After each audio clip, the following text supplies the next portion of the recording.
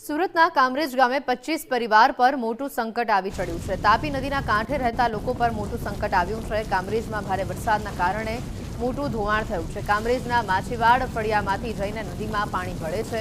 જમીનનો કેટલોક ભાગ પણ ધોવાઈ ગયો હોવાનો દાવો કરાય છે। લોકોના ઘરના પાયા દેખાવા લાગ્યા હોવાની રજૂઆત પણ કરાઈ છે।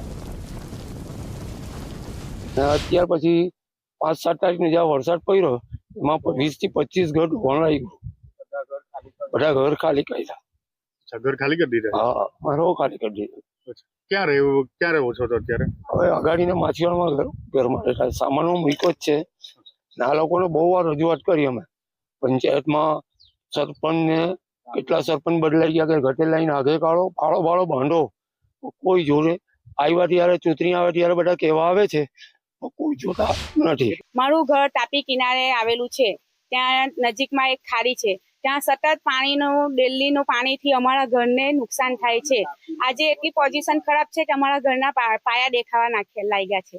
તો અમને સરકારને એ વિનંતી છે કે અમારે પાડો બનાવી આપે, કાં તો અમારે ઘર ખાલી કરીને જવું પડે એવી અમારી પોઝિશન છે। કેટલા વર્ષોથી આ બધું ધોવાણ લાગે છે વરસાદના પાણીથી, તો અમારું ઘર નજીક આવી ગયેલું છે। ખાલી કરવાની હવે તૈયારી કેવી રીતના ગઈએ ઘર છોડીને, તો કેમ કે હવે બધું હફલી ગયેલું છે। પાળા બીમો નીકળી ગયેલા દેખાતા। મેં સરકારને માંગ કરી, પંચાયતમાં અરજી લખાવી કે અમને પાળાની વ્યવસ્થા કરી આપે, કાં તો અમને કશે જમીન આપે, કાં તો અમને કશે ઘર આપે। અત્યારે અમારા ઘરમાં વૃદ્ધ માણસ છે, અત્યારે તે વૃદ્ધ માણસને મેં બીજે ઘરે મૂકેલા છે। અત્યારે આખું ઘર અમે ખાલી કરી દીધેલું છે।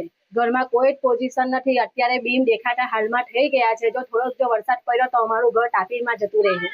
એટલે હું સરકારને વિનંતી કરું છું કે મને ગમે ત્યાં બી સહાય કરી આપે, જોઈએ તો જગ્યા આપે, જોઈએ તો મને ઘર બાંધી આપે। સુરતના કામરેજ ગામના માછીવાડ વિસ્તારના લોકો ભયના ઓઠા હેઠળ જીવવા માટે મજબૂર બન્યા છે।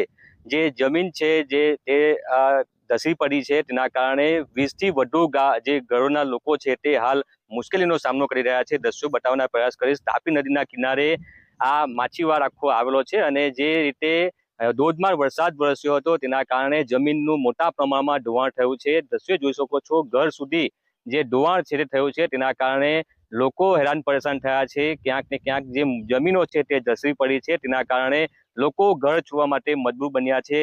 મહત્વનું છે કે 20થી વધુ ઘરો છે આ નદી કિનારે આવેલા, પરંતુ જે પ્રમાણે માટીનું ધોવાણ થયું છે તેના કારણે ઘર પડી જવાની શક્યતા જોવા મળી રહી છે। તેના જ કારણે લોકોએ ઘર છોડવાની નોબત આવી છે।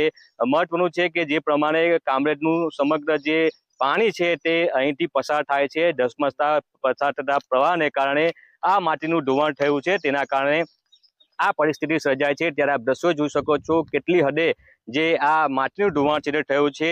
તાપી નદીના કિનારે જે આ 20થી 25 જેટલા ઘરો છે તે આવેલા છે, ત્યારે જે રીતે માટીનું ધોવાણ થયું છે તેના કારણે લોકો ભયના ઓઠા હેઠળ જીવવા મજબૂર બન્યા છે। અનેક વખત આ આગળના લોકોએ રજૂઆત કરી છે, પંચાયતને રજૂઆત કરી છે, પરંતુ જે રજૂઆત છે તે સાંભળવામાં નથી આવતી, જેના કારણે આ પરિસ્થિતિનું નિર્માણ થયું છે। હાલ આ જે પરિવારો છે તે પાડો બનાવવાની પણ માંગ કરી રહ્યા છે। અનેક વખત રજૂઆત કરવા છતાં કોઈ પણ પ્રકારની જે આ જે રજૂઆત છે તે કાને ન લેતા આ પરિસ્થિતિનું નિર્માણ થયું છે।